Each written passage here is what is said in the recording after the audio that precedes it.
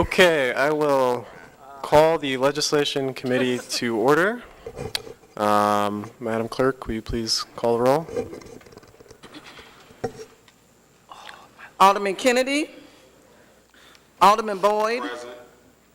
Alderman Arnowitz. Present. Alderwoman Hubbard. Alderwoman Howard. Present. Alderwoman Murphy. Here. Alderman Ogilvy. Here. Alderwoman Navarro. Chairman Vaccaro. Present. President Reed. 6 present. We have a quorum. Alderman Kennedy did ask to be excused. Okay. Okay, thank you everybody for coming. We are here to discuss Resolution 169. Is that the right number, Alderman Vaccaro? Before we do that, I will let those here know that at the end of, we have some speakers we've invited. We'll take public testimony after the speakers. If you'd like to speak on the resolution, please come up and sign in now if you would like to. Yeah, I'll get to that in a second.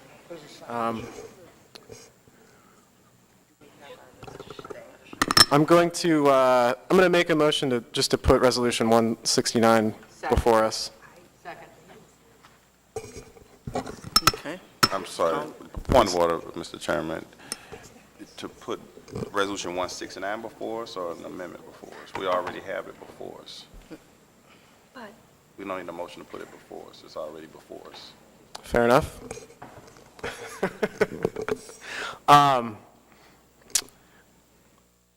And right, as of right now, Yeah, I do have some committee subs, but, I think we're not going to, right. yeah, I think we're here to go over the full scope of, That's right.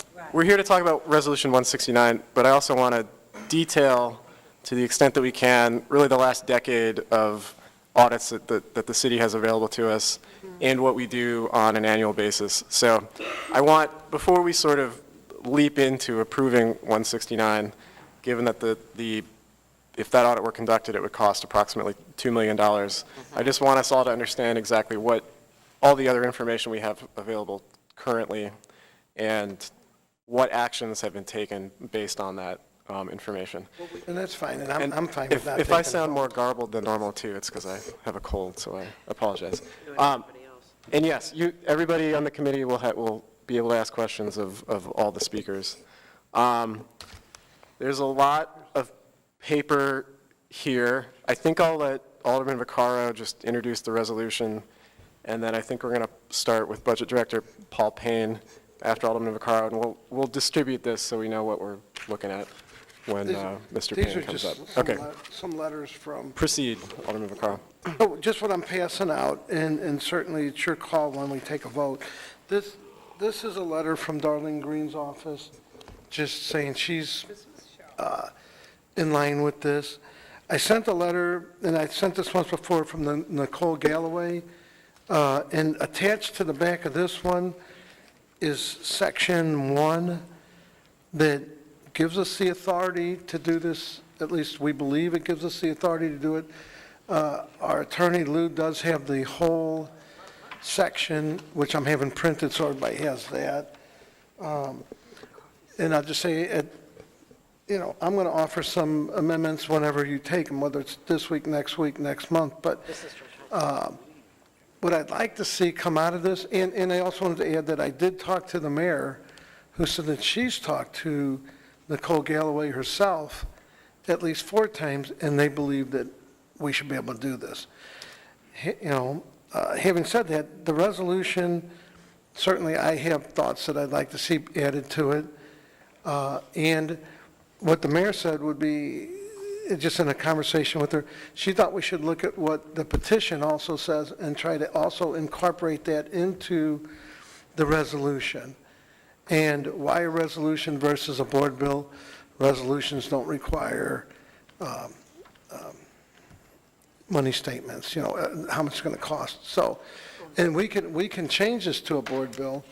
I did talk to Gerard, who said he can try to the best of his ability provide that. But what I'd like to see at the end of this, and I'm not discouraging anybody from going out and getting signatures, what I'd like to see at the end of this is something that does a complete audit of the city. I know that this does not include county offices. Some people feel some of them should be added. What I'd like to see is at the end of this, we do an audit that lets everybody know that, we want us to be as transparent as possible. I don't think they're going to find a lot, but, my hopes are at the end of this, whatever this resolution turns out to be, that it gets things amended to it that shows we want to just have a complete audit and incorporate what the people getting the signatures are out doing. So other than that, I'm just going to sit back and listen. Are there any questions for Alderman Vaccaro before? Considering that we're fiscally strapped as a city, I guess what I really want to know is, one, have we considered the 2010 audit and what the findings from those that have been addressed from the city? Have we made any of those changes? And what is exactly the objective of this audit? What are we looking to find? I mean, if we start off and we just want an audit, we want an audit. We know that hold on, I'm not finished. We know that every department is audited annually by a vetted auditing firm, and the numbers add up. Nobody's walking away with the money in their pockets that has not been discovered. Are we looking to find inefficiencies? Are we looking to find, somebody possibly in the last 8 years, maybe misappropriating money?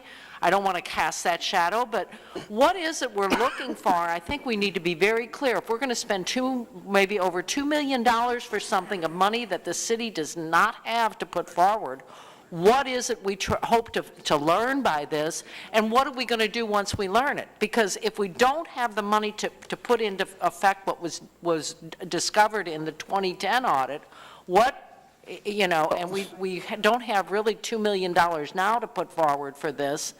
We're going into debt to do this.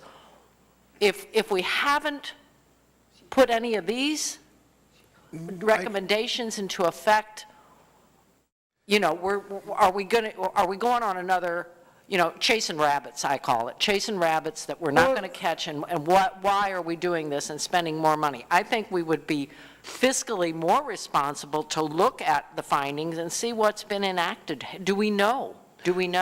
I looked through that, and not as much as it should have been, but... Well, I read through this, and I can probably guess. I don't know for sure. I know that there's a lot that's not... But I would like each department to report on what they've done and what they haven't done, and why not.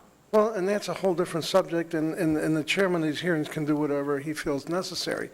There's been an outcrying from the public... I understand in every that. neighborhood that feels that we're not fiscally responsible, and we're making, between TIFs, tax abatement, and everything else, that there needs to be some sort of But control. I think as an elected representative, it is our duty to educate the public As on what we are doing to remedy those possible fiscal irresponsiveness. Okay, so as an elected official, I Is have to... an audit going to fix it? I have to listen to what my constituents have to say. And this is not about an old audit, whether or not things were enacted or not enacted. This is about a demand from people in every neighborhood. This isn't saying that just only progressives or only this neighborhood or that neighborhood. Every neighborhood, everybody has been saying, we want an audit. We feel that somehow there's things going on down here we want to know. I think an audit, if it does nothing else, will show. I don't believe there's anything going on. But if the constituents, well, somebody back behind me may think differently. I don't believe anything's going on. But the way you prove that is to be open. And in this, I'm asking, including the Board of Aldermen, for every department to be audited. And if we're leaving anybody out, I already got one amendment because someone said, well, the Parking Commission is outside of that and feels it should be audited. That's going to be one of my amendments. If people feel other things should be audited, we want to be as transparent as possible. Okay, so. I don't think we have anything to One of the hide. recommendations in here was to put together, I'm just encapsulating a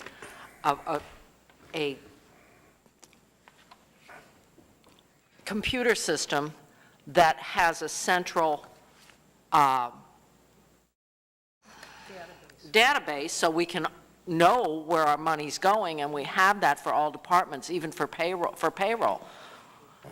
Has that happened? It tried. I don't believe It it has. tried. I don't believe it has. It So we're tried. going to spend $2 million So what where we could happened there- put that money toward having more, as you say, transparency with a computer or So, are you going to let me answer that one, or? well, has it been enacted? Yes. It was has. tried. They spent- tried. They spent $1 It million. didn't happen, though. Trying and Do I happening. get to finish, or I'll wait till Okay. you're done? Okay, I'll wait. go Are ahead. you done? So Yeah, go did ahead. it happen? Yes or no? So, they spent $1.5 million. They bought a program, and the program didn't do what it needed to do. Then there were supposed to be updates to the program that were supposed to be made. Then the company changed hands, and then the new company said they can't do that. If you remember reading it in the paper, we spent $1.5 million on something that we never received, and so the answer to that is no. But were the recommendations tried? Yes. Do we sit there and tell our constituents, because in 2010 we didn't enact everything, we're not going to do a thing now? You go out and tell your constituents that, and see Well, how I well have they... been. I Well, think that it's more responsible to look Then- at what then you- has not been done than to go and spend more money on something that Well, we're chasing rabbits. this will hold twofold. It's going to look at financial and practices, both. So what we're looking to do is find out, I just want to, this is to show, and keep in mind, just so you understand, the petition that's out there, that's how this was done the last time, was by petition. My intention is to save them a lot of steps. We should be able to enact this, and it's my understanding that we can. This is only to help them, because eventually when they get all the signatures, it's not going to be as comprehensive as I would like it to see, and we're still going to have to pay for it. So why not put something together that we can get an audit that has everything that we all look to put into? Because, so what are you going to tell when the petition's signed, are you going to say, well, why do we have to do that? People are asking for this to get done. They sent me a very clear message, and this is the answer. I We're going to do our fully best. understand that, but I then- think, Well, vote against the audit. I fully understand that. I'm not against the audit. I'm saying we need to be prudent and look at what was recommended and what's been. And for what it's worth, I would ask the chairman of this committee to look into all that, but that's a whole different subject. Yeah. That has nothing to do with what we're doing now. This is stuff that I happened think- in the past. I think if we're looking to spend $2 million, if we assess what was been enacted in this one, we can hone in on things that probably need more attention and might be more the focus of a new audit than to just Well, wholesale I say don't- we're doing I don't another want audit. to- I wouldn't want to tell the auditor, well, don't look at this because we didn't do that, or don't.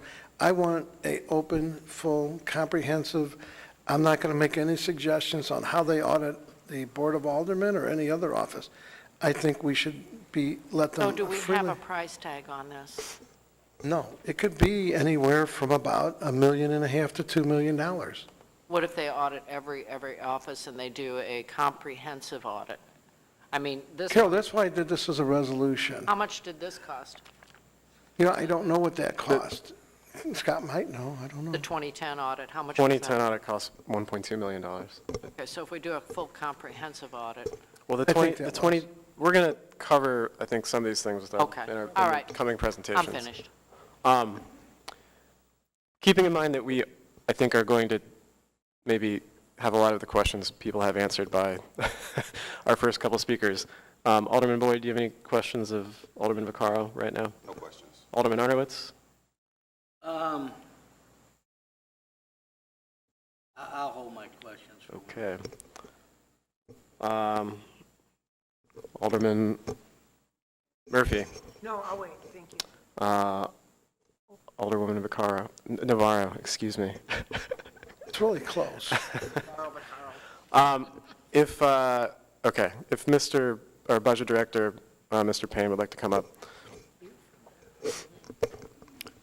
So, Mr. Payne, I think, is primarily here to talk and provide some context on the 2010 audit that was conducted by the state auditor, and any other topics he wants to, and maybe a brief review, understanding that he hasn't conducted a thorough analysis of what has and has not been implemented, but he has some knowledge of what has been implemented. I have, let's make sure everybody has it in front of them, but this is the executive summary of the 2010 audit. Can you? That's what we have. Wait, no, she doesn't have one. Okay, feel free to proceed, Mr. Payne. Thank you, Mr. Chairman, and good morning, members of the committee.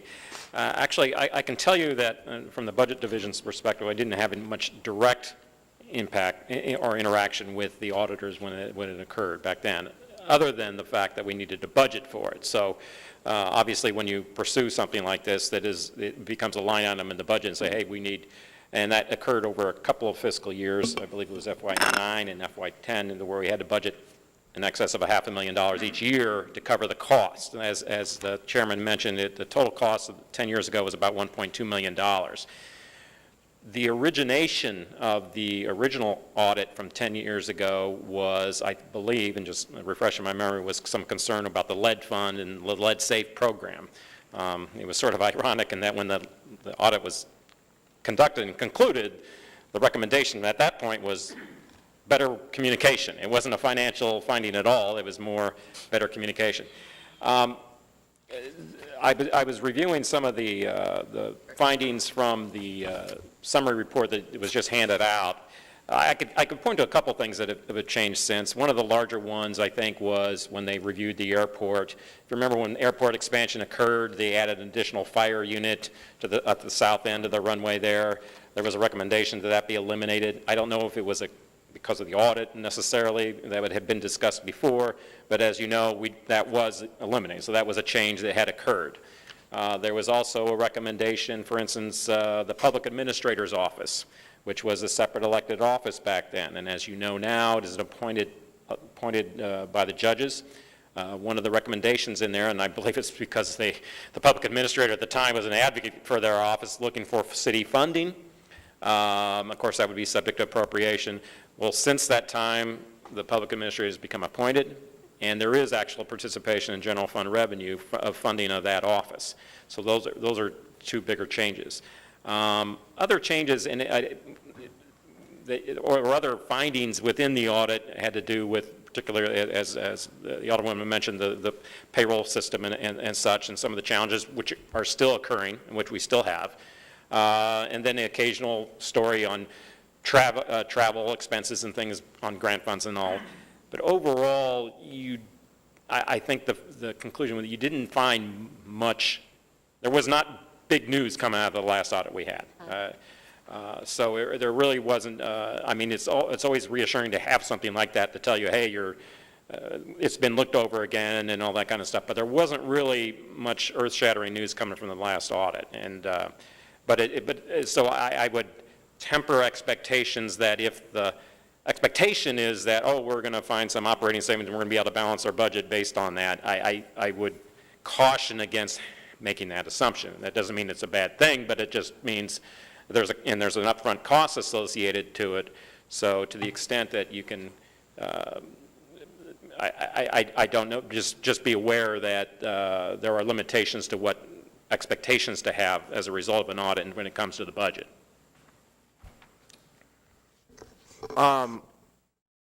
So the 2010 audit covered 25 city departments, and I cannot keep track of exactly how many city departments there are, but they are listed on the last page of that summary report.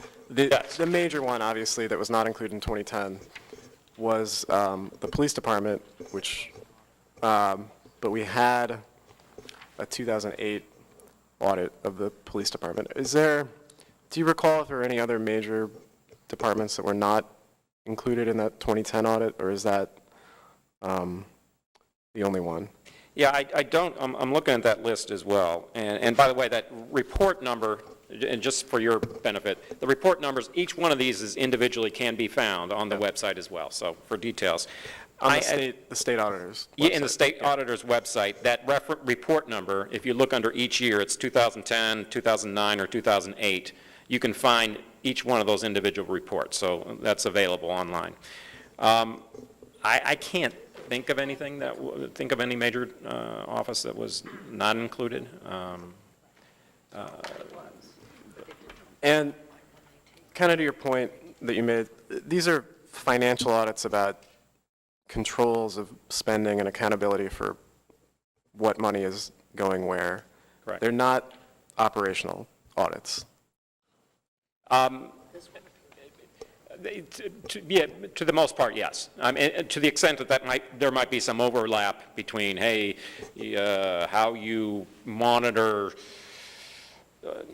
your vouchers for travel, or how you monitor your pay, and how that's signed off. That extent, yeah, and that, which might be operational as well, but it's mostly financial audit, yes. Right. Okay, do you have anything to add before I ask the committee for questions? Okay, let's go down the list. Alderman Boyd, do you have any questions? No questions. Alderman Arnowitz? Just a couple, Mr. Chairman. So we know that evidently since the audits were done from 2010, there hasn't been a follow-up on recommendations to the offices. Not, you mean by the state auditor? State I'm not aware of it, no. Okay, and if they've complied to them or not or anything. I guess my biggest question is the cost of the audit. What do we cut to come up with the money? And also, I'd really like to know how much more money a year has it cost the city budget-wise since we've taken control of the city police department? And I know that cost is up there. Where when they were under state control, I know if there was any lawsuits, the state paid $900,000. Now the city pays that. So all these everyone who thought this was the greatest thing since peanut butter and jam, it's shoving it down our throat.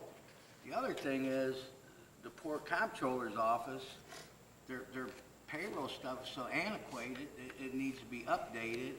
And, to me, I think that company should reimburse them that $1.5 million. It's kind of like they stole it from us. And things like that is what you hear on the streets. Well, the comptroller's office didn't do it. I think it was a misleading thing from the company. I mean, I don't have a problem with audits, but we need to come up with the money to be able to do it, and that's due. So what do we cut in city services? Costs go up every year. I don't know how many more city employees we can cut. We're pretty well bare with employees, and a lot of aldermen know we have a heck of a time getting trees trimmed and cut. So that's just where I'm at. And like I said, I know since city control of the police department, it's cost a ton of money. Then, we had the problem going on. They say the police spent this much money in overtime. They say they have the records that can justify it, but the city doesn't have it. And, I guess there's some lack of communication along the lines there. So, I mean, we need to find out. It's just the problem of how do we responsibly come up with the money to do it. So. But I do like you, Paul. Every time I call, you give me an answer. Oh, I appreciate that, Alderman. Thank you, Mr. Chairman. Okay, since Alderman Vaccaro is actually the chair, and he would like to ask a question. Sorry, Paul. A couple things. First, I don't think anybody's expectation is anything more than what it is. I would have to say, though, they do both. Because I know when they did the recorder's office, which is in there, they gave all kinds of suggestions, and they follow up every year to see that the things were put in. As far as the money, I'm going to say that right now, I would suggest, and since she's a part of the asking to get the audit and is out there, I would say since the treasurer's office is sitting on over $20 million in excess money, that and they have put up a couple million to look at the north-south metro link, and that money could be used at her discretion. The money to do this audit, if she believes, like I believe, that transparency is the most important thing we can do down here, then she should be able to, that's where we should be able to find the money without affecting any other. So I didn't want to put that out there. Okay, Alderwoman Howard, any questions? Has the comptroller put out an RFP for like a comprehensive technology service to track all of the city's spending, or, payroll and all, what, some of the recommendations that were in here? I guess my feeling is if the treasurer takes this on as her debt, I'm fine with that. But if we have to cut city services, I'm really, really, really not willing to do that. As I'm getting calls for leaf pickup and things that aren't getting done in my ward, trash, and because we're short on manpower, we're short on trucks that aren't getting fixed and so forth. If I'm going to have to sacrifice city services to do an audit, it does not make sense to me.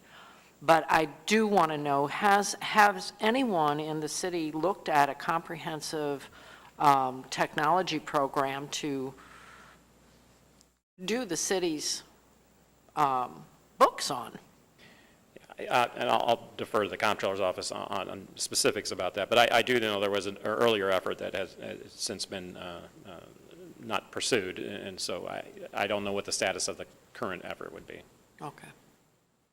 Because I think that's important, and I think that, if we have a system that is not available and we don't know where our money's going, and we're promoting inefficiencies, people carrying pieces of paper from one office to the next, and, I think that once you have a capable system, the errors in accounting tend to be less because you can only put so much in, you can't, and the back and forth, and you're paying people to do stuff that really can be done. And not that I'm looking to get people out of jobs, but I think we need to move into the 21st century. Sure.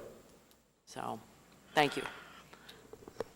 Alderwoman, Who would have that information? I'm sorry. Who would Again, have the- I would defer to the we're going to comptroller's bring the office. comptroller's office up next. All so. right, thank you. Alderwoman Murphy.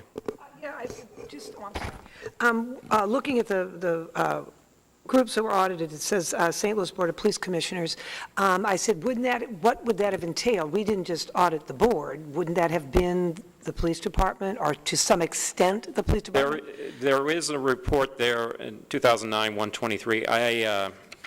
I didn't look that one up in particular, but Yeah, it would... no, I didn't either. But I saw when it said police commissioners, I said Yeah. that would have been, because we were under the state then. Right, right. And even though we were under the state, the city always has paid the police department's bill. So That- the fact that it's under the city now doesn't mean it costs us more. We always paid for the police department. All the state That's said correct. was We they pick up pay. the tab. Exactly. It's just that who Exactly. was directing Right. the services and all the Because change. some people seem to think that now that the city, we took over that expense. We've always had that expense. That's correct. Yes, okay, thank you. Never paid the lawsuits. Alderwoman Navarro. Okay, Mr. Gravalia, would you like to? Thank you, Paul. Sure. So Mr. Gravalia has brought a whole bunch of handouts. Where should we start? Let's, so he brought the 2008 police department Yes. audit. Well, first of all, let me just, while I know and have worked with many of you in the past, I haven't worked with Alderwoman Navarro. I just wanted to say hello, good morning, and I look forward to working with you on this and other projects. I guess as an overview, I'd just like to say that Following up on what the chairman spoke to about the comptroller's statement about no matter if this committee recommends that we have a full state audit of the city, or if it is selective, that we support and want to be a resource for this committee and the board. We fully believe in the transparency that you're seeking, and that to that end this morning, we have brought you copies of that 2008 Board of Police Commissioners audit that was done. We've also specifically, since we This is Metropolitan Police Department. that's the overtime one, Alderman. There's another folder for, there you go. That is the state audit of the Board of Police Commissioners, to which, Alderman, you were referring from back 10 years ago. But we've also provided you today with the most recent report of our internal audit staff regarding Before you get overtime. there, Sure. can you, I think the fact that we have an internal audit section within the comptroller's office is maybe something that is not widely known, and the number of audits that occur is not, on an annual basis, is not widely known. So Okay. before we go into specifics, can you just talk in Sure. general terms about what internal audit Our does? internal audit section is comprised of 7 auditors that we have provided you in a separate folder a history of all the audits that the internal audit section, revenue reviews, payroll type reviews, that the internal audit section has actually completed since the last state audit. And they're just listed by numbers. They're available through the website. If there's anything in particular that, catches your eye that you would like more information on, we'd be happy to discuss those in the future. But you have a complete listing of all the work that has been completed since the last state audit by our internal audit division. In addition to that, on the very last page of that group of listings, there are a short list of 6 areas where we talked about that there was 25 different departments that were reviewed in the state audit. We have conducted, 6 reviews of progress toward implementation of the recommendations made in the state audit. Now, those reviews are not attached here, of course, but they are available. And I think this sort of gets back into what Alderwoman Howard was asking for, was looking for. Has this been implemented, what have you.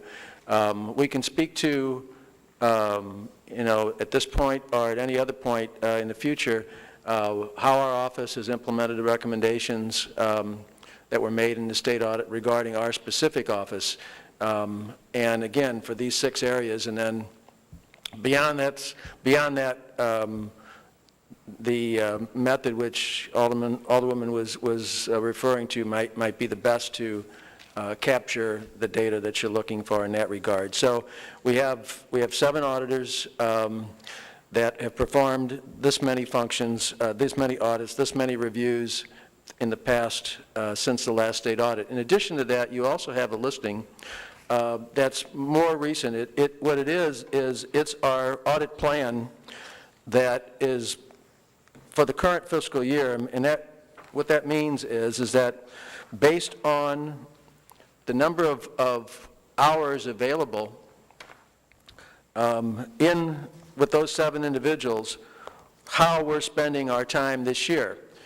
And you may wonder, well, how has it been determined that these are the things that you're going to do? And I think if you flip through this, you're going to see that it's much more defined as to specific types of things we're looking at. So we're touching a lot of different things, and it's based on what we do, and it's based on a risk assessment. And risk assessment of functions and departments is based on mainly how often do we or have we been in there to look at different phases of operation of a different department, or, for example, when it comes down to contract audits, the size of the contract, where we're potentially vulnerable, where, or where we have been asked by a department head to come in. For example, we did work for the sheriff just in this past fiscal year. We did work various times. We have a fraud hotline, and we've had we make it known, and city employees have called in and have asked us to investigate a variety of different things that they feel is I guess, activities which are outside the scope of what you would normally see happen. And so we devote time to do those as requested. And you'll also see that we have an auditor who is assigned primarily to work on airport contracts and reviews at their request at the airport, all of which, of course, is approved by the comptroller, but that separate longer sheet specifically are the projects, as you can see, both in staff and supervisory hours that auditor is working on this year. In January, what we will do is we will get a progress accounting of where we stand versus this audit plan.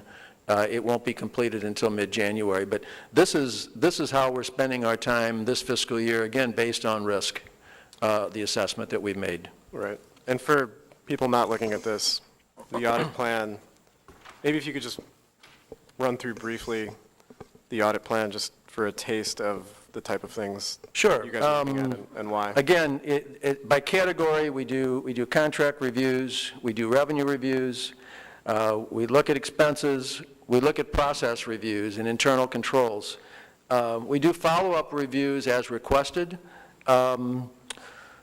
We look at specific department requests, and this is one that, like I spoke of, the sheriff had come to us and said, I'm new, tell me what I got. And we went through and kind of was able to help him. We do the treasurer's office cash counts on a regular basis.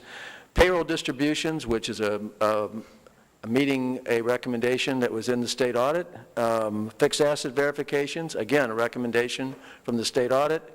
And again, I mentioned fraud investigations that come up as the fraud hotline as different things are presented to us. We allocated a block of time for staff and supervisors to work on those areas as well. But specifically behind those major categories, you get down to which specific departments and where in the fiscal year we will be doing that work and when we'll be doing that work. Thank you. Did you? I was going to ask if you wanted to add anything beyond what Paul said about the 2010 audit, but I think you did already mention that 6 of those departments have been followed up on. Yes, sir. Maybe if I could ask you to, so the genesis of the petition that's out there right now to kind of do a full audit of the police department was really the overtime audit that the internal audit section did of police overtime over 2015 and 2016.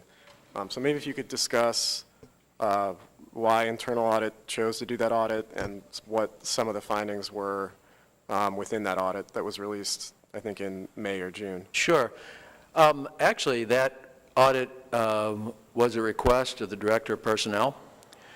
And while there was no suspicion of any impropriety, I think the numbers, the volume and the sheer volume of numbers that related to the overtime line item through the police department's budget drew attention to it, and the Director of Personnel came and see the comptroller, and we redirected resources immediately to begin the review. What I think we found was that, as you will recall, local control came on board in 2013, and at that point in time, we inherited a whole bunch more employees and a whole bunch more functions into the city's operation, if you will. And I think the transition was a bigger task than anyone foresaw. It just wasn't, you just don't melt everybody together.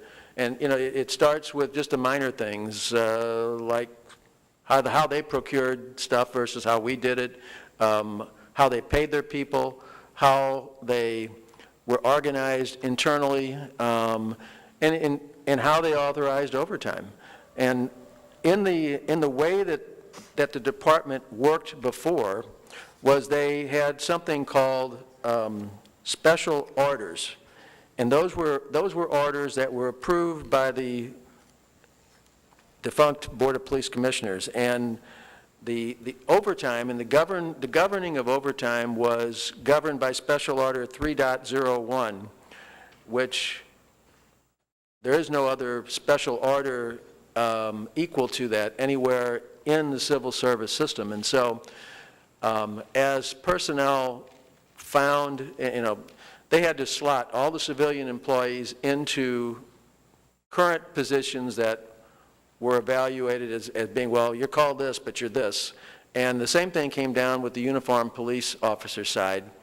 And it just didn't happen all at one time. So in the period that we did this overtime review, the uniformed police officers were still operating, for lack of any further direction, they were still operating under Special Order 3.01 when it comes to authorizing overtime, which was, of course, authorized by a body that no longer existed. And the rules that applied under Special Order 3.01 aren't the same in terms of authorizing overtime as we have on the civil service side. And as you look at this report and you scan it and kind of go through the findings and the recommendations, the police department agreed with and pledged to implement the recommendations made in this audit. The audit was issued in May of this year, and you know we're not going to go back in there and say, hey, did you do it yet? Did you do it yet? We're going to give them time to take this under consideration and implement a replacement for their overtime authorization process. But we will definitely be back in there probably in fiscal 19. It'll be part of the audit plan. And we'll spend, you know, as you might expect, starting with this audit finding and rolling it forward to see if they have made, you know, if they have implemented the recommendations.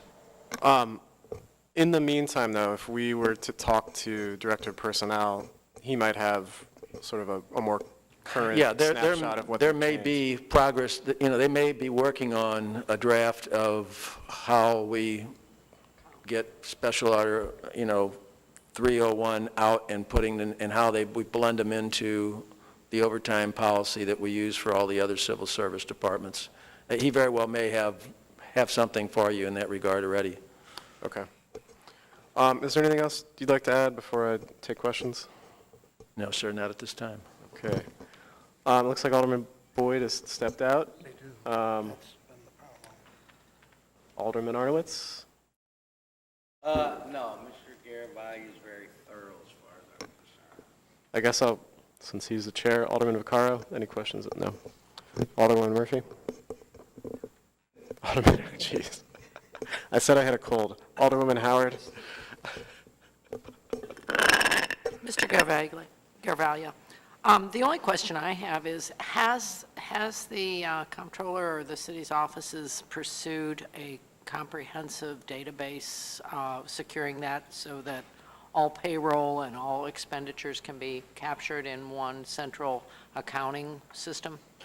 Yeah, we have, even without the recommendation from the state audit, we recognize the need to look at the new technology that's out there where, everything is in real time, that we don't batch process things, and that we are, operating into a more modern system. An RFP committee was put together a couple of years ago. They spent extensive time reviewing, the software and what it would take hardware-wise to implement what we actually were looking for. We got down to 2 potential companies. I believe that one was acquired by the other, and what we were left with after we had taken a small step down the road was a situation where what we were led to believe wasn't the case. And so the process was halted at that point in time. The system that we were looking at and led to believe would accomplish everything that you're suggesting that we need and what the state audit said, it didn't do that. And we luckily to find out before we fully tried to implement something that wasn't going to work. And so I believe that we're looking at funding sources to go out again. And, it's beyond the scope of this conversation. We've tossed a number of things out there as to how we could fund it, but we recognize, and I think it remains a top 3 priority of our office, that we must solve this problem. Do we have any numbers on approximate? I know, the cost will probably quite costly because our system is not. I don't, but my counterpart, Beverly Fitzsimmons, may have some ideas as to. I just want to, I know, if we haven't put an RFP out there, it's hard to nail numbers down, but just some sort of a. When we went for this last. Ms., come on up to the mic. Thank you. Identify. This is Deputy Comptroller. Bev Fitzsimmons. So the last time we went out, the actual bid process, we realized that, we were getting a smaller company and that type of thing because we only had a certain amount of money. And we did have a failed attempt here. So when we go forward, looking at both the payroll and the accounting system, off the top of the head, we're probably looking at closer to $5 million is what we're expecting to do. It is totally not, we, like you said, we haven't gone out for bid. It could be higher, it could be less. We've, called different companies in. Okay. Has anyone kind of looked into the potential of efficiency it will provide and cost savings it may provide? Well, and that's all that we're hoping to do. I've been in discussions with the mayor's office about this. The mayor's office is over the IT section. So it's something that instead of our office taking control or their office taking control, that we feel like as a city we need to work as a team. Right. And we need to go forward with looking at not just these 2 pieces of the IT element, but as a city as a whole. There's so many departments that have their own little programming, our IT department, our, water, airport, parking, building division has their own little set of things that set up. And if we can pull this all together and make it as a whole, it's a huge undertaking. Absolutely. And we need the expertise to do the expertise. And so that's what we're looking for, is to try to figure out not only just hiring in, but just city employees that are available to us too, that would be able to help us. This would provide us many efficiencies, plus Would hope so. much more transparency? That is the goal. Yes. Are there any other things that it would benefit the city by? I think overall, when we are working with I started here, I hate to say this, in 1980, and we were just implementing this new system when I came. So, it's like, so obviously it's close to 40 years old and technology is way off the charts on this, type thing. We can't drill down and just punch a button and see what the invoice and things like that is. All those things will definitely benefit. Like I said, even the collection pieces of all the different departments, that we use all these different little IT Programs programs and things like that. Eventually, we'd like to pull that all in. But like I said, it's early discussions, but it has been a discussion. So would the two, in your opinion, would the $2 million we're looking to spend for an audit be better spent looking to put it toward a new IT system? It's hard to, as Jim said, and as the comptroller has spoken, that, she is open to any transparency, any idea like this. Better spent, As public servants, we're subject to our, okay. It's just a matter of what, I got you. mean, we have such limited resources, we really do have to choose wisely. Exactly, and that's my point, and are we chasing rabbits on this audit? I guess that's my issue here, is that are we throwing good money after bad to get more information that we already have? Right. Okay. Do we for the most part, have the information that a audit would, I don't know if I should ask Mr. Cavalli or you, would derive? Do we have most of that information? Looking at, because both Jim and I really were not directly involved with the audit back then of the state.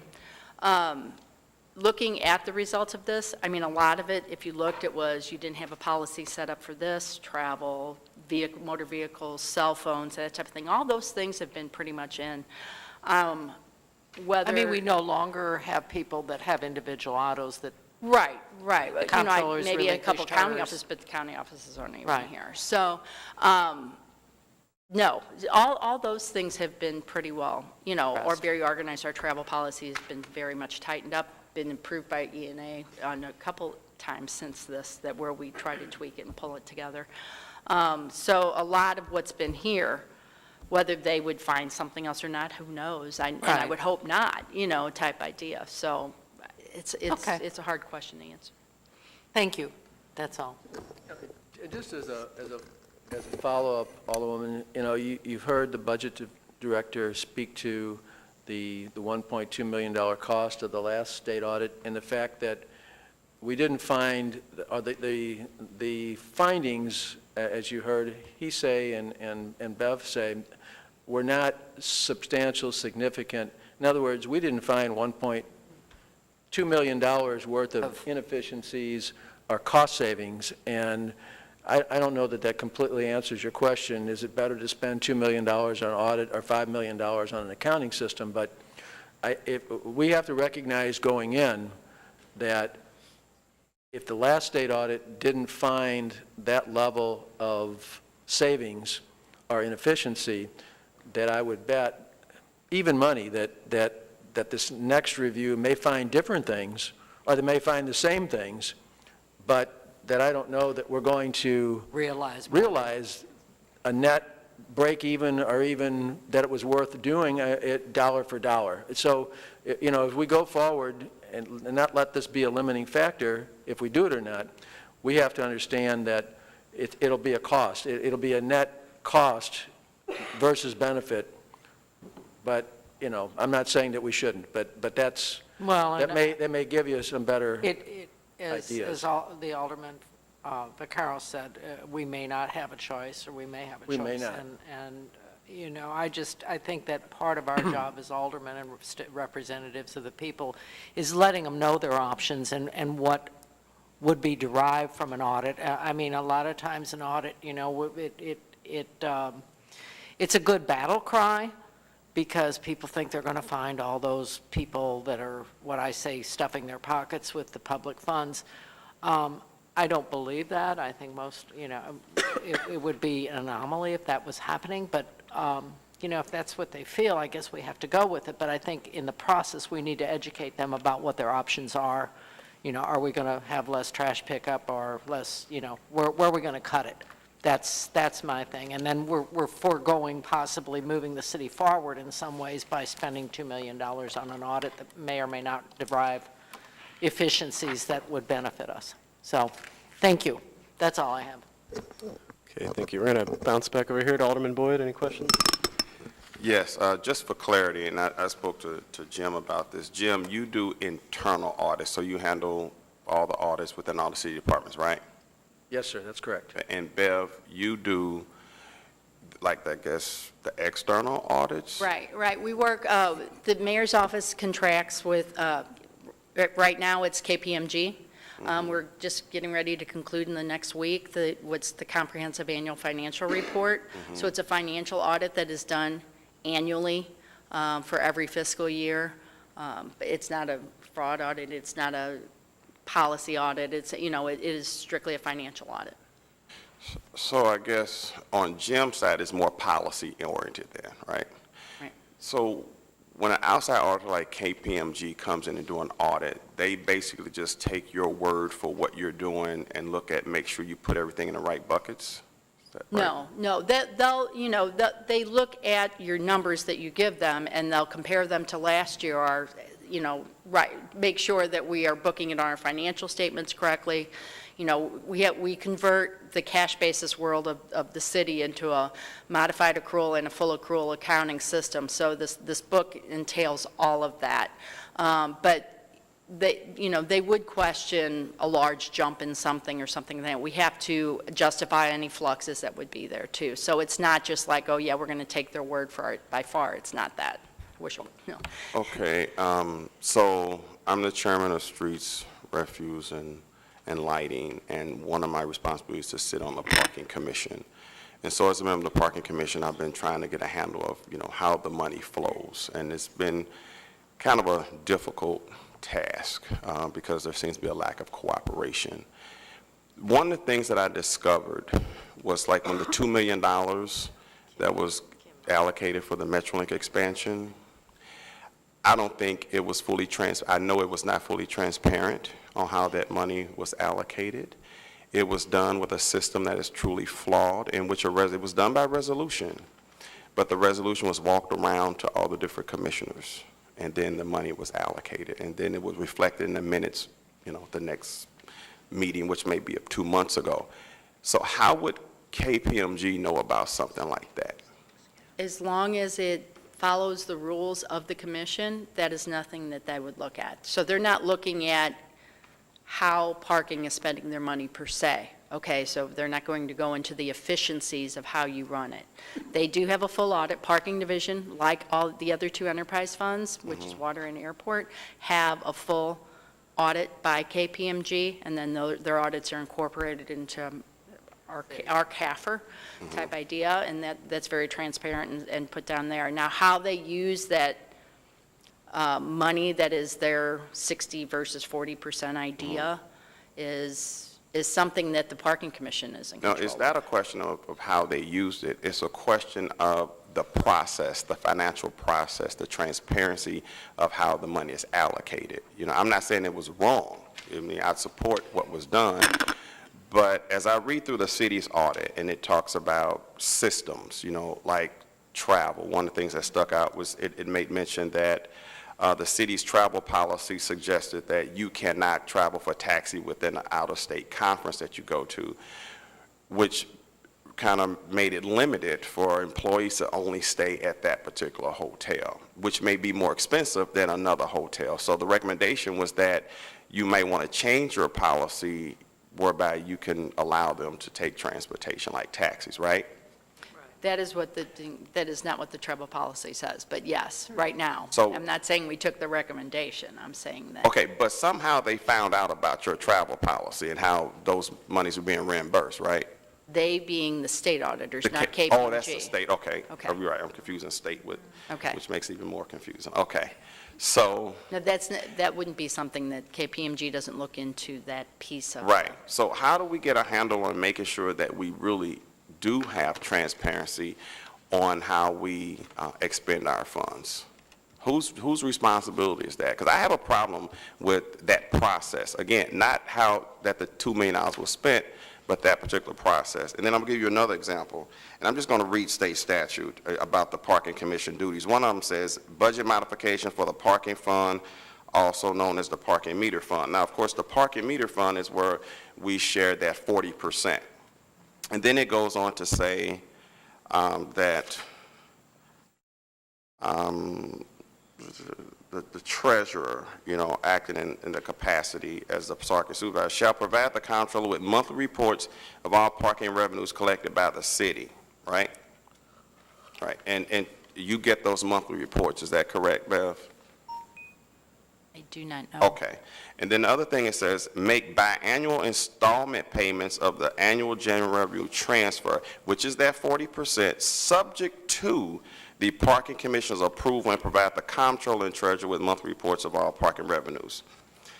Now, there was $200,000 that's given like in May or June, like a upfront. Is that correct? That's correct.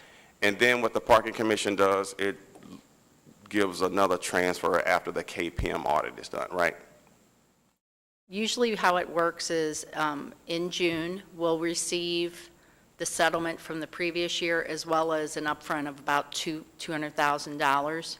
So it kind of comes together because it's usually pretty much the same amount of money. So we'll receive from the parking division all the money in June. Most of the money for, the $800,000 from the year before and the $200,000 for the next year. And yes, it's all based after the audit of the city. Okay, so in the current KPMG parking division audit, it says $1.4 million was transferred over. And I'm wondering if the parking commission is responsible for approving that transfer. How does that get transferred without a parking commission meeting? Is that a violation of some kind of, rule of financial responsibility or transparency? I mean, I just have a problem with that. Am I off basis? If the parking commission is supposed to approve that? I do not know when they're able to release the money, what the rules are on their side of it. I know that we expect it. Well, I'm reading So- from the state statute. So the state statute basically says that the parking commission is subject to the approval of the parking commission. So if That the would money be is up to transferred parking. without the approval of the parking commission, is that an exception to the audit? If, I do not know if, I cannot tell you if the parking commission approves it before they send it over to me. I do not know that. Okay, so whose lane is it, whose responsibility to make sure that these monies are being transferred appropriately? Depends on what side you're on. I mean, as long as we receive the money we're expecting from the audit, for the budget side, I assume they're doing their side of what all the work or the Okay, agreements that they have to do. It's an interesting line of questioning, but we are getting pretty far afield from Resolution 169. well, we're having a conversation about the audit, and this is why we should have an audit, and I'm just trying to make sure I understand the audit process, so that's why I'm asking these questions, because if information is being left out, if an auditor doesn't actually know what the process is, how can they make a good, management recommendation? I know on my side, they do look at, the auditor reviews all Board of Alderman minutes, all city journals, all E&A minutes. So I can only assume on the parking side that they are reviewing commission minutes. Okay, that's my point. Assumption. That's all I'm asking. Okay? I'm just want, Okay, that's the I know process. on my side, I know what they review. Okay, So I know they that's why do look at all those things. So that's why I'm asking about that process. Now, so as a representative for the comptroller, you're making sure that The city gets their money. that information is available and that they're doing their due diligence, right? Because we don't want someone to just come in and just say, oh, everything looks great. So the minutes, how do you know they're reviewing minutes? How do you know they're cross-checking? As far as the parking side, I No, do no, not no, know no. for a As fact far on as my KPMG, side, the because they come auditor. and ask me for them. Okay. You know, What I would like to do is make sure that we're doing things decent and in order. And so the question is, and I can put it in writing if that's better, is I want to know who's doing the check and balance, whose responsibility for doing the checks and balances to make sure that money that's expended is appropriated properly. For example, I'll go back to the $2 million. You just talked about board bills and minutes and all that stuff. $2 million was given away without an additional appropriation. And on the parking on the side. parking commission side. And what it sounds like is the parking commission is just doing what it wants to do, how it wants to do it, but there's still a department within the city of St. Louis, correct? And they have to abide by, Considered an enterprise fund of the but city they of St. have to Louis. abide by the policies of the city of St. Louis. I mean, I think their budget is approved by your commission, isn't it? That's correct. And therefore, I know it was not appropriated, $2 million. It's, But it was spent. And what I don't want to do is say, well, it happened over there. It's the parking commission. They kind of, do their thing. As long as I get my money, how they did it is on them, because someone has to be accountable for doing things the right way, or held accountable for doing it the wrong way. commission, I agree, that is the commission. Okay. All right. I'm not trying to beat up on you, Bev. I'm trying to get you to educate me. But I understand, I mean, you have an elected official and you have an elected official, and the commission is who is over in charge of the parking. Well, it doesn't seem like commission. the parking commission in charge of anything over there. It seems like the treasurer is just rogue and doing what the treasurer wants to do as a parking supervisor, so that's unfortunate. Thank you. Thank you, Alderman Boyd. We are back to Alderman Murphy. Any questions? Not really. Just one comment. We've seen how we need experts in order to find out what we need. We need experts to get the expertise. Have we ever, or can we ever, looked into using all the bright young minds like at Wash U or SLU or something, like the mayor's, IT department, to sit down with some of those minds and help us? I do not know, but it'd be a great idea. I mean, it's a taxpayers' institution. They have a lot of benefits from us, as we do from them. But it seems like there'd be an awful, just a gold mine of young minds there that would help us with tell us what we even need. We don't even know what we need, I don't Right. think, sometimes. And they would know that. Right. My grandson probably knows. You know what I mean? They would know. And that's just a comment. Thank you. Alderwoman Navarro. Yes, thank you. Mr. Garavaglia, I have a question. You mentioned earlier that after the 2010 state audit that we didn't, there wasn't any sort of great reveal that here's $20 million that, we could be using, and that we didn't even necessarily make up, the $1.2 million in any sort of cost savings or findings. But I guess my question is, how do we know that? There's a bunch of recommendations in here. Has any of that been followed up on? If we did this, this is what we would save, or is it because we didn't implement certain things that we didn't find those savings? Yeah, this is going to sound like a dump-off, but I'd probably have to defer that to the Budget Division. And Paul, I don't know how you quantify that. Do you guys have any methodology that could do that? I guess my basic methodology is what's your budget today versus what's your budget next year, and what resulted from that. And I think when you look at it, you say, all right, if you're going to have an audit, as we did, you have to budget $500,000 in each fiscal year. And I think it was over a couple of fiscal years, so we ended up spending 1.2.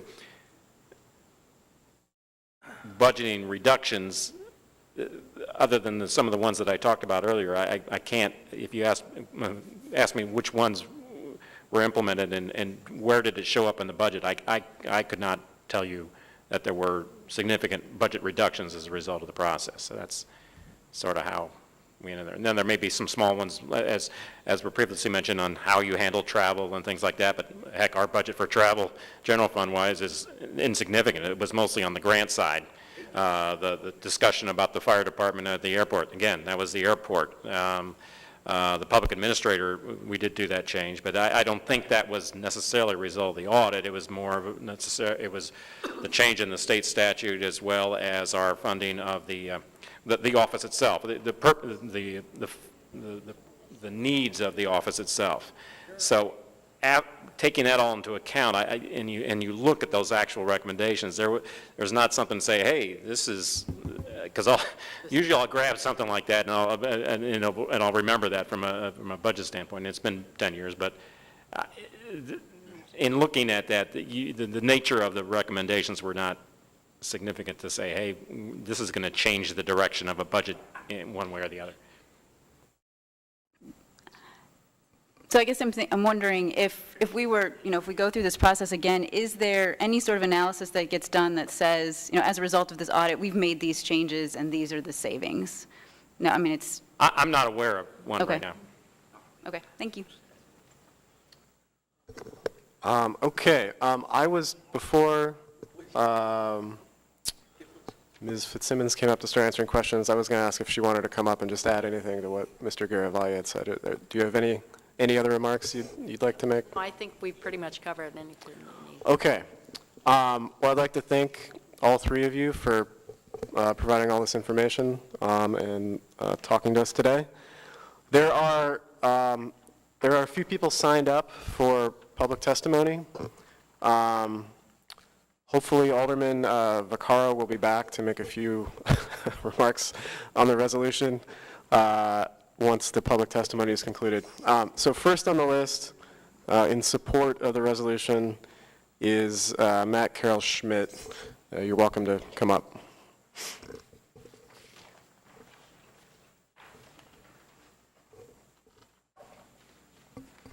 Good morning. I'm Matt Carroll Schmidt. I'm the treasurer for Audit SDL. We're the ones collecting the petitions. We're about halfway there. So the audit is going to be happening. I was actually pretty pleased earlier to hear Alderman Vaccaro's remarks. I agree with him that if we can do this together, we'd rather do it through you guys because it's cold and I don't like collecting signatures. So I just have a couple of points to make. When we contacted Auditor Galloway's office, she told us the only way this was happening was with signatures, and we were told you guys couldn't request it through resolution. It's also my understanding, however, that she has a pretty wide latitude of discretion, so if she's changed her mind, seeing what's going on, and has informed you guys explicitly that if you pass a resolution, that she'll come in here and do it, that's great news to us. I just haven't seen the paperwork yet. It's a shame Alderman Vaccaro left earlier. I think he referenced some document here that... He did. He went across the hall to make quorum for another committee. He is going to come back, so. That's fine. I just, I guess maybe this is it here. So review this. If you guys have the authority to pass this through resolution, that's great news. We're just curious about that. And we'll keep collecting signatures until we know that that's the case. And the second thing, and the real reason I came today was just to make sure there wasn't an attempt to limit the scope of the audit. We want a full audit of the city. As you mentioned earlier, this was sort of prompted by the comptroller's internal audit of the police overtime and the recognition that there hasn't been an independent audit of the Department of Public Safety since it came back to the city. And we were informed by the state auditor that since it's such a large part of the budget, they need to do the whole city to see what all the parts that connect to that. And we welcome full transparency over everything.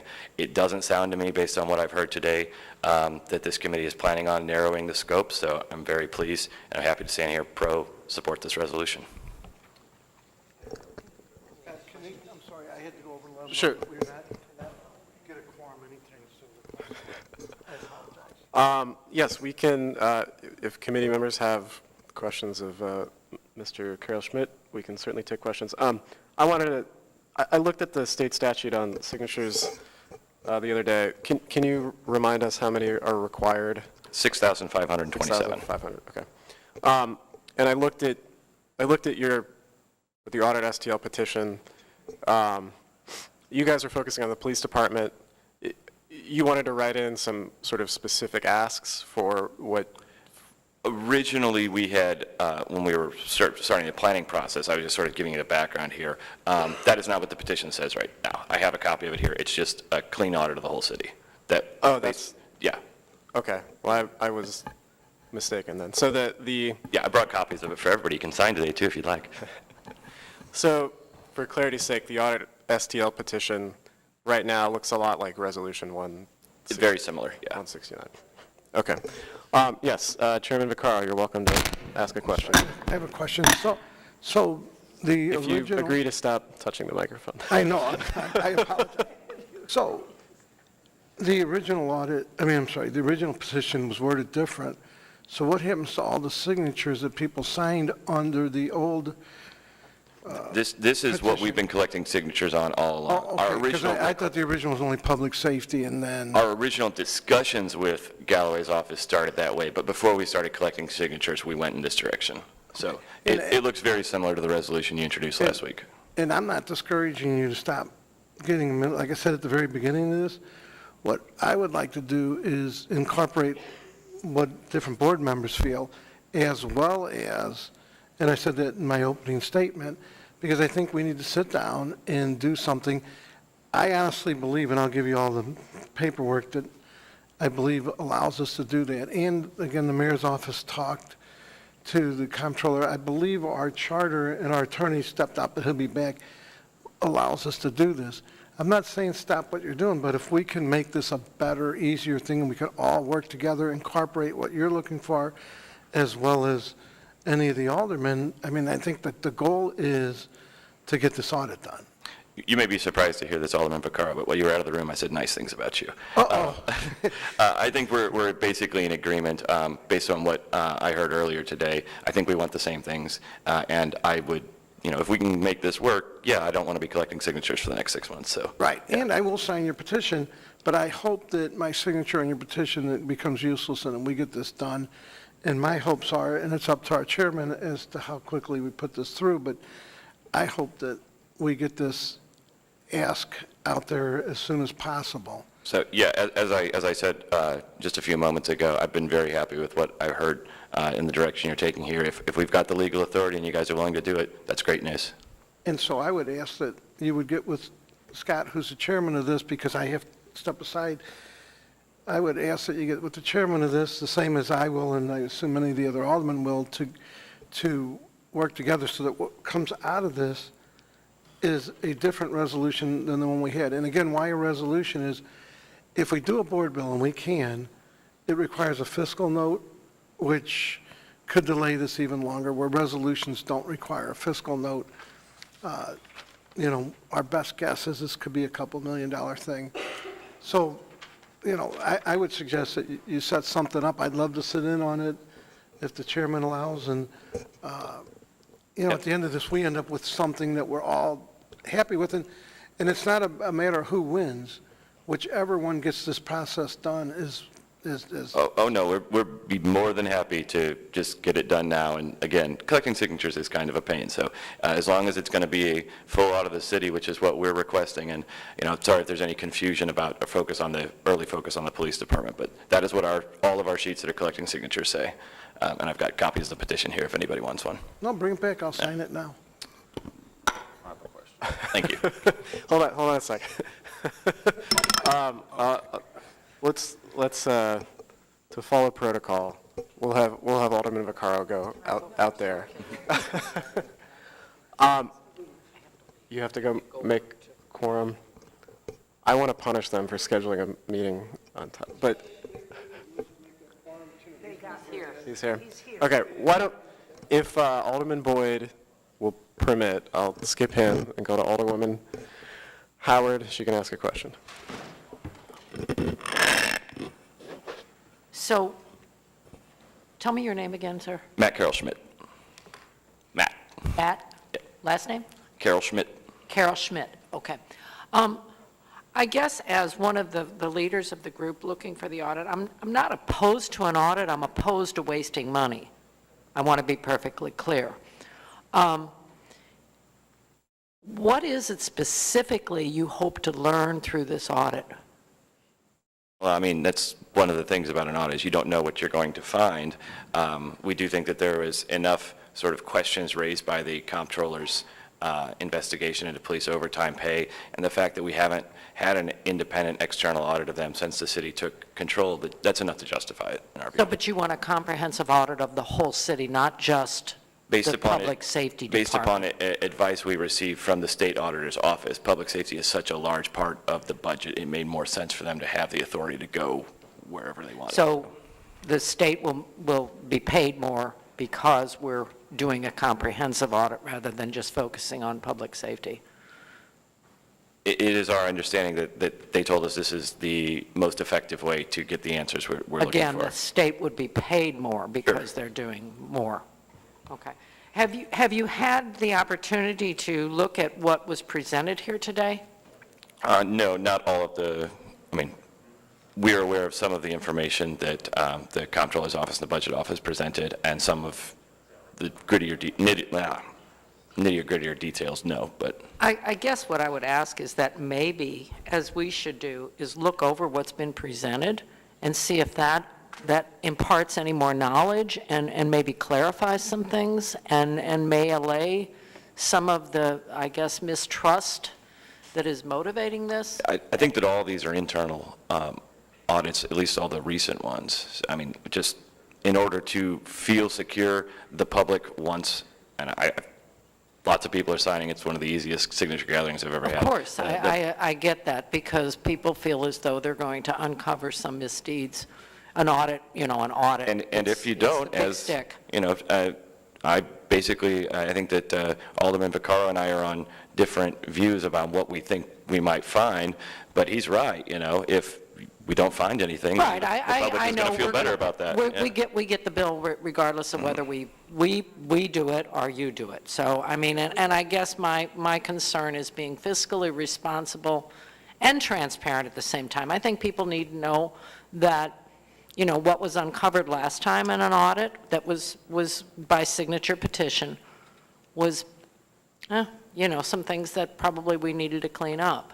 But as I purported that, we're going to probably spend upwards of $2 million for this, and would that money be better spent on providing services or bringing the city forward in some way technologically? But that's just my opinion, and I think that it would serve the city best if people could have a look at what's here before us and then move forward on that decision whether or not to have an audit. But we will do that. I mean, as a representative of the 14th Ward people, I will go through this, and I'm not going to see that the city does not get an audit, but I think that we need to be fiscally responsible and safeguarding, along with the comptroller, the taxpayers' money. Thank you. Okay, we can move back over here to Alderman Boyd. Any questions? Sure. Number one, I would like to get a copy of your petition. And then the comment is, I'm glad it seems like we're kind of coming together on the same page, because when the resolution was first introduced, it caused a lot of controversy at the Board of Aldermen. So I'm excited to know that it seems that we can actually work collaboratively together, because it's not about who gets credit. It's about the job being done. So I just want to, salute you for that. Completely agree. Alderman Murphy? Just a comment, when we say you're looking for a complete city audit, I'm assuming that means all the county offices also? I would think so, too. Okay. Our city-county arrangement, the petition has very broad language, but yes, It doesn't include the county offices, it's kind of useless. I agree. Alderwoman Navarro? All right, it's up to you if you're not back to close. We'll just. All right, we'll see you in a few minutes. Thank you, Alderman Vaccaro.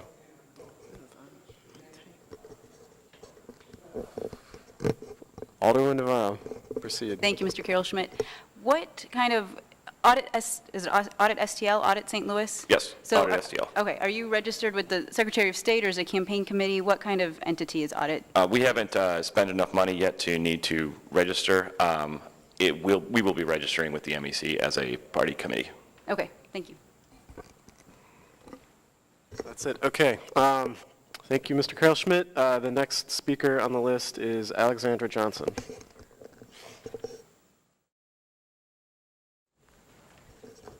Good morning. Good morning. Well, I've been really happy myself to hear a lot of what's been going on. To be honest, many of the questions that have been asked this morning were actually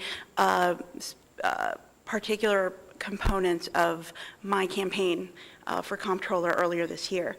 The transparency that has come up over and over, one of the reasons why there is this deep, deep mistrust, the breach of public trust has occurred by the lack of transparency that exists with this city. I can, at this moment, as can all of you, go to the Kansas City website and find out more about their operations, all of them, than we can about our cities, the St. Louis City operations. It is 2017. We've had computers for some time now. We've had the internet and social media for some time now.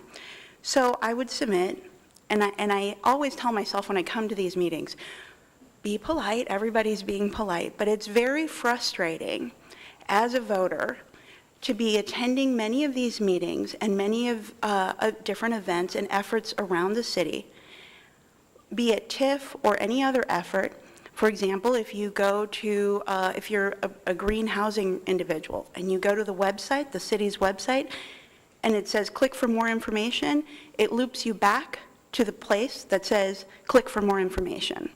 So there's almost an effort, it almost seems like a concerted effort to have no transparency. I actually don't think it's a concerted effort. I don't think it's on purpose. But in order for the public to not feel its trust is being repeatedly breached, one way to do it is, rather than just offer these numbers to Mr. Carol Schmidt, how about offering them to all citizens of the city? So the lack of transparency is part of what is provoking. And we all have the internet, we all have Facebook, we all have Twitter. We know that you can give us those numbers, that the city of St. Louis has the technological capacity to just upload that stuff to a web page, a website somewhere. Our website is so un-user-friendly. My kids can pick up an iPad and figure out how to use it in 10 minutes.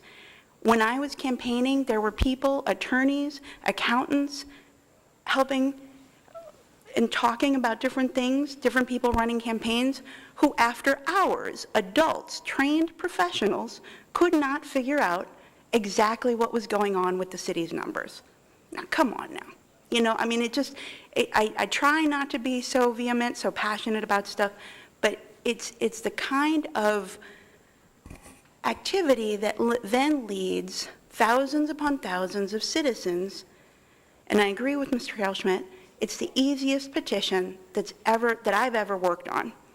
Would you like to audit? Yes. Hi, I'm here, audit? Yes. You're auditing the city? Please, can I sign it twice? No, you can't.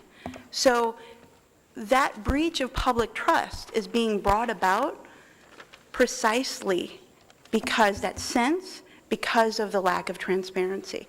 So one way to cure it might be to use the technology we have available to us. Also, the independence of an audit is significant. So internal audits, and I see you nodding your head, Alderman Murphy, the independence of an audit obviously also plays a role.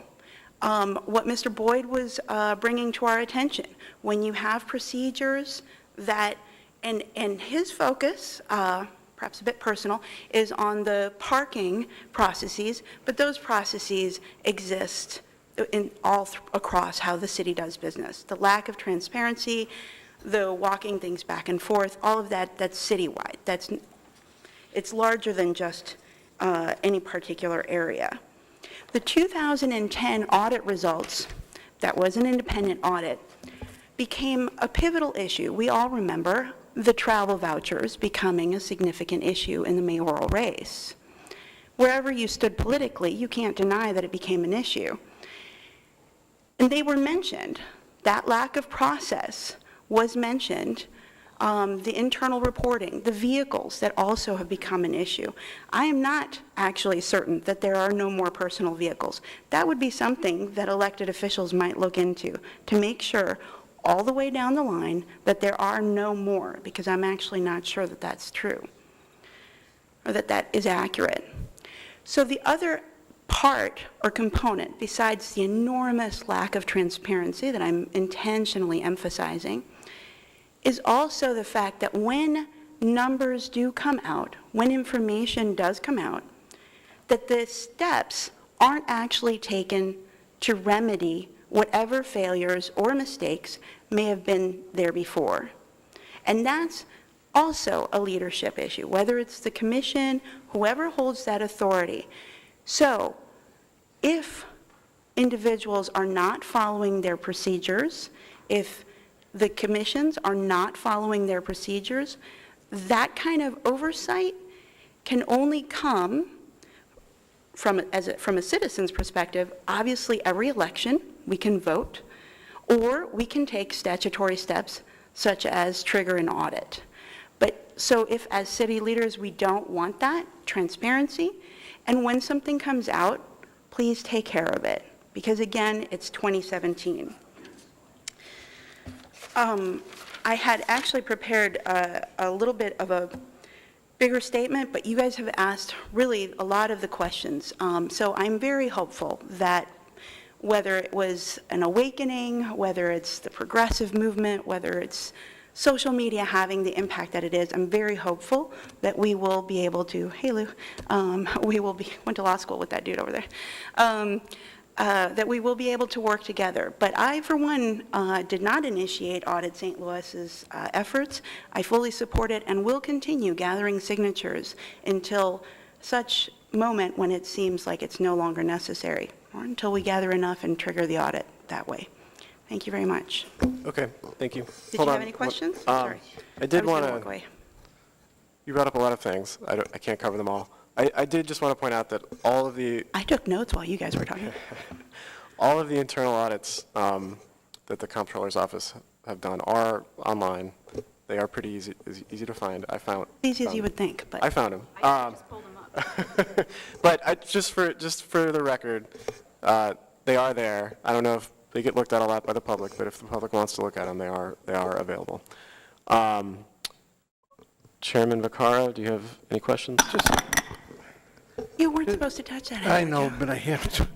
Just more of a statement. The only thing, and I don't disagree, I don't think it's the progressive movement. I think we're listening to all constituents because That is I true. represent a lot of people.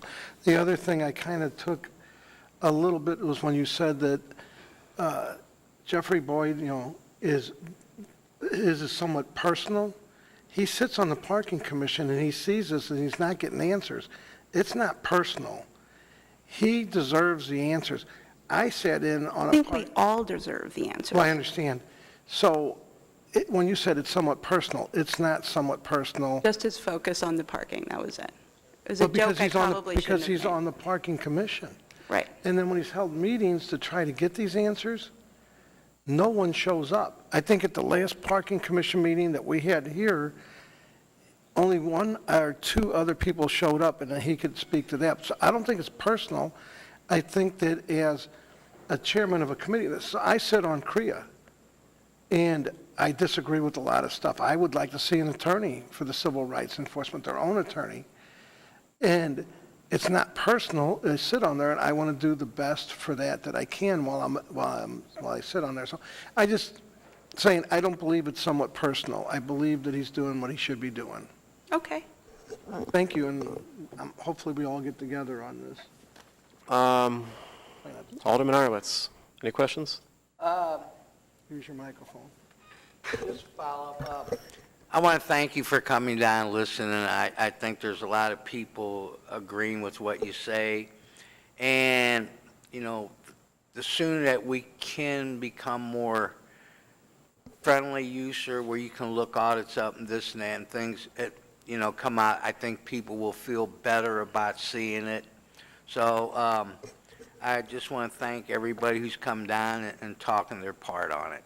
Thank you. I do want to add, not to harp on the specifics, but for example, in terms of the lack of transparency, just because it's come up, the E&A board meetings, the notices are often posted via paper. A piece of paper is taped to the wall. In 2017, a piece of paper is posted, and the agenda is often posted at 2 p.m. the day before the meeting, or sometimes later. So the only citizens that have access to that information are the ones who wander by with a cell phone, and if we're lucky, they share it with the rest of us. I think there might be some other measures that could be taken to share that type of information in perhaps a more efficient and effective way with the public. That's just another example. Literally, I could come up with multiple, how long do you want to stay here? But it's that kind of lack of transparency. SLDC doesn't ever fully publish all of its numbers. Those, if you find them, I will donate $100 to the charity of your choice. All of their numbers. So the lack of transparency, I mean, we can literally sit here and pick it apart, but I think I've made my point, and I've heard many people this morning talk about transparency, so it's probably on everybody's minds. Any questions from those to the right of me? I don't think the lack of transparency is intentional. I said, if anything, I think it's perhaps a technology thing more than anything else. And that's where I would like to see a lot of our resources go to, is to make it more transparent to the public. I think that would cure a And lot. easy to come up with. But I do not think there's agree. any intentional, idea that we were trying to hide numbers, anybody, Absolutely. at all. Yeah. Alderwoman Navarro? I'm sorry. Thank you for your work on this.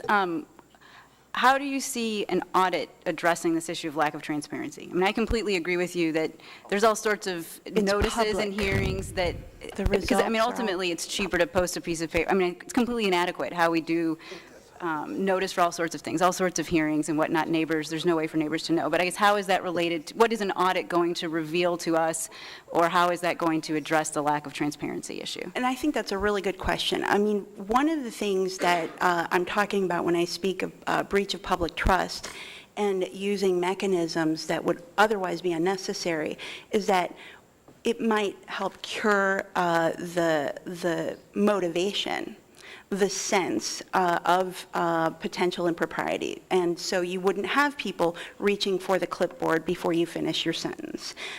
So when you have that sentiment and the lack of transparency across the board, then what you have is people that get motivated to read statutes and figure out how they're going to make city leaders do what city leaders aren't doing, even despite technology being available, despite Facebook being free, despite that. So a big part of it is just the climate, the environment that's being created, and that's one of the reasons why I keep talking about that lack of transparency.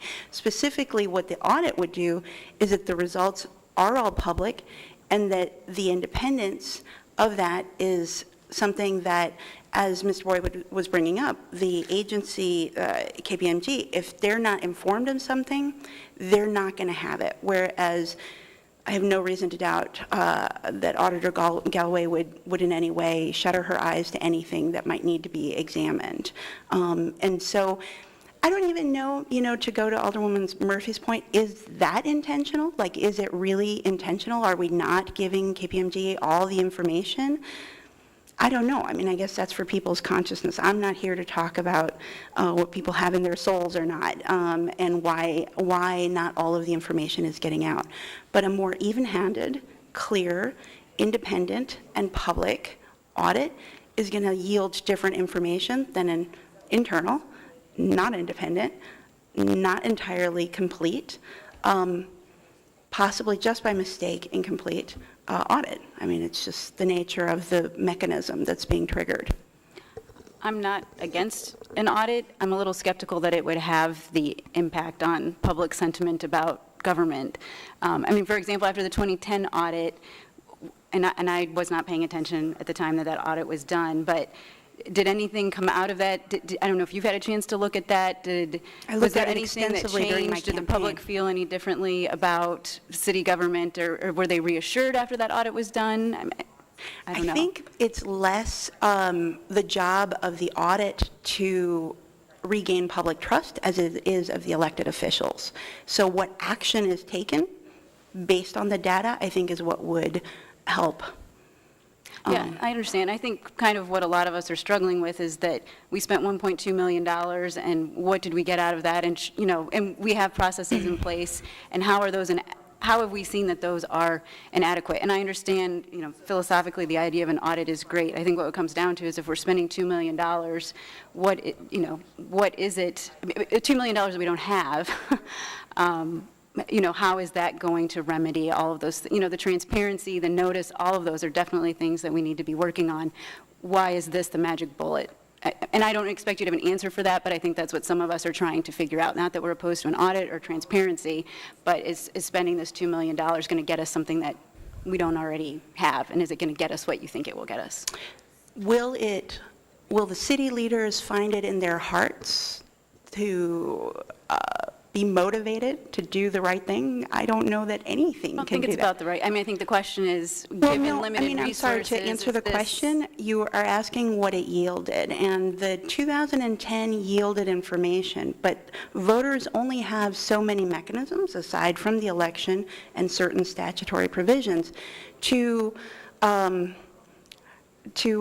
exert force on city leaders. So when the 2010 numbers came out, did city leaders look at that and change everything that needed to be changed based on that audit, on those findings? No, I don't think they did. I mean, I actually said earlier, one of the major issues in the election that became a very political, very operational one was the travel, and that was mentioned in the 2010 audit. And here we were 7 years later and didn't actually have quite the procedures in place that would have prevented that from becoming an issue. Wherever you stood politically, my point is just that lack of proper procedures shouldn't have been an issue 7 years later, because if it came up in the audit, it should have been addressed at that point, but it wasn't. We know that because 7 years later it did become a political issue. And so the audit is the public's one mechanism that the public has to say, hey, get these numbers, be transparent. It's 2017, you're not being transparent.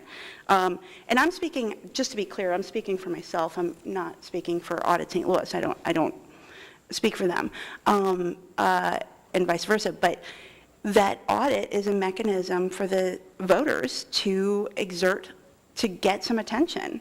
And when you get those numbers and you spend that $2 million, it is our hope. And I think Vaccaro's hope and everybody else's that, yes, the numbers will be acted upon. No more questions. Okay, thank you. We have a final speaker. Donald DeVivo has signed up. There's just 3 of us left. We're down to 3. Yes, thank you and good morning. Thank you. And thank you for having me here. Well, I'm with Audit St. Louis, but I'm a volunteer. I don't answer technical questions. My little task was to read the Department of Streets audit from 2010. I believe it was actually labeled 2009. But it was fascinating. It was about 25 pages, but it explained that the Department of Streets broke it down into 5 separate distinct divisions. It started cross-referencing divisions, what one division was doing correct, what one division was doing wrong, and it actually gave me a complete insight of how the City Department of Streets worked. And then, underneath the audit, was the answers from the department head, which was very interesting. It showed what he did. He answered each question individually and answered and changed his procedures in order to comply with the audit request from the state auditor. So it was very, very valuable. And what I would look at this audit as being is an audit that would show us how we can change procedures in St. Louis City, where we look each department over. And unless we're all happy with things, and I don't think we are. So if we're not happy, we have to look at them a little different. And that audit will help us do that. And it also gets a little bit more out of the department head because it compels him to answer the questions and deal with each situation separately. So I am really happy that you're doing a full audit, and I appreciate it. That's really what I had to say today. Any questions? Oh, great, thank you. I don't have any questions. Yeah. I have one thing. Sure. I would really enjoy having a packet that you had today delivered of the information. That would be great. Sure, hang on after the meeting and I'll put one together for you. Thank you very much. I can give him mine if you can give me one later. Sure. I'll give him mine. Okay, I think we're going to wrap up. I'm going to make some very brief comments, and then we'll adjourn. There's an audit petition out there that I gather will probably get the required signatures. So that's one option. That would pretty much automatically trigger an audit from the state auditor. We can pass a resolution here that requests basically the same thing, an audit of all city departments. We could pass a resolution that is more limited, that just requests an audit of certain departments if we wanted to do that, although we'd have to figure out which departments were the correct ones to audit and which to leave off the list. And we have more of an ongoing issue of then what do you do with the results? So I think what maybe isn't as obvious is that those audits don't just go on a shelf. The auditor talks directly to all those departments, and the departments respond to all the requests within the audit. And those responses are frequently included in the full audit that people can read. So a lot of the things do get addressed, particularly operational and procedural ones are addressed more quickly than things that require substantial investments. But I do think it would still be helpful before we go down this road of a new audit to do a little bit more thorough review of the past audit. So at the next meeting, I'll ask a representative from the mayor's office. Most of the departments are under the control of the mayor, to talk in a little bit more detail about what has been addressed, and if there's anything that has not been addressed, discuss why and if it can still be addressed in a timely manner. I'd like to take a look at the language in this resolution just to make sure we're being specific that we mean every department, both quote-unquote city and county offices. And at the next meeting, what we'll do is we'll spend a little bit more time on the 2010 audit.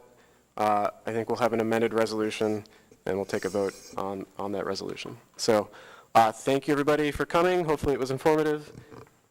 And I move we adjourn the legislation committee. All in favor? Aye. Aye. Thank you. We're adjourned.